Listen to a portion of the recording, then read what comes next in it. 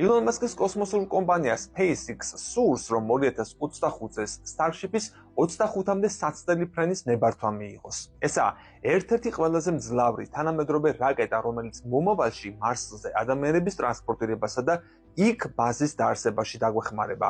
ყოველ შემთხვევაში მასკის გეგმა ასეთია. ამ რაკეტებს დაახლოებით 3 კვირის შუალედით გაუშვებენ, რათა ერთგვარი ტანკერის ფუნქციის მქონე მეორე აპარატმა პირველს საწვავის მარაგი შეუვსოს. შეიძლება ითქვას, რომ ეს SpaceX-ისთვის წლის ერთ-ერთი მთავარი მოვლენა იქნება, რადგან ამით დაგვანახებს, რომ Starships მთვარემდე და მარსამდე უპრობლემოდ მიღწევის პოტენციალი აქვს. სწორედ მასზე ამყარებს იმედებს NASA, რომელსაც 2027 წელს ამ რაკეტით მთვარეზე ასტრონავტების გაგზავნა სურს. შესაძლოა კომპანიამ წელს ეკიპაჟზე მორგებული Starship-იც გამოცადოს.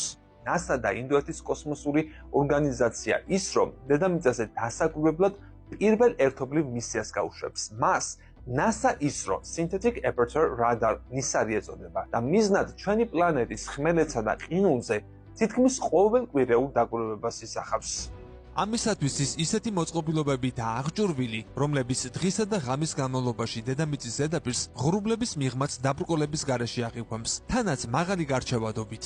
მსგავსი დეტალური მონაცემების წყალობით მეცნიერებს საშუალება მიეცემათ, რომ ხმელეთის ისეთი ცვლილებები დააფიქსირონ, რომლებიც პოტენციურ ვულკანურ ამოფრქვევებსა და მიწისძვრებზე მიანიშნებს. ასევე სპეციალისტები თვალს მიადევნებენ ტყეებისა და სამეურნეო მიწების დინამიკას. უნდა ვთქვა ისიც, რომ ამერიკის შეერთებული შტატებისა და ინდოეთის თანამშრომლობით 2025 წლის აპრილში საერთაშორისო კოსმოსურ სადგურზე პირველი ინდოელი ასტრონავტის გაგზავნა იგეგმება, რაც კერძო მისია Axiom Mission 4-ის ფარგლებში მოხდება. გამოიწერე კოდის YouTube არხი. ნახე უამრავი საინტერესო ვიდეო სხვადასხვა თემაზე.